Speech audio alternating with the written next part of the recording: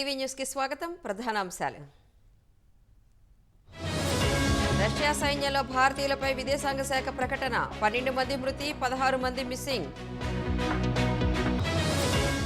ఈ నెల 31 నుంచి బడ్జెట్ సమావేశాలు. ఫిబ్రవరి 1న లోక్సభ ముందుకు వార్షిక పద్దు. ఢిల్లీ ఎన్నికలకు బీజేపీ మేనిఫెస్టో విడుదల. మహిళలకు నెలకు 2,500 సాయం. పెట్టుబడిదారులకు భారత్ ఉత్తమ గమ్యస్థానం. దేశంలో ఎలక్ట్రిక్ మొబిలిటీ విస్తరిస్తోందన్న మోదీ. వైద్యురాలిపై అత్యాచార కేసులో రేపు కోర్టు తీర్పు. దర్యాప్తు అసంపూర్ణమన్న బాధితురాలి తల్లిదండ్రులు. నిలకడగా సైఫ్ అలీ ఖాన్ ఆరోగ్యం. కత్తిపోట్ల ఘటనపై దర్యాప్తు ముమ్మరం. చైనాలో పెరుగుతున్న వృద్ధులు. వరుసగా 3వ ఏడాది తగ్గిన జనాభా.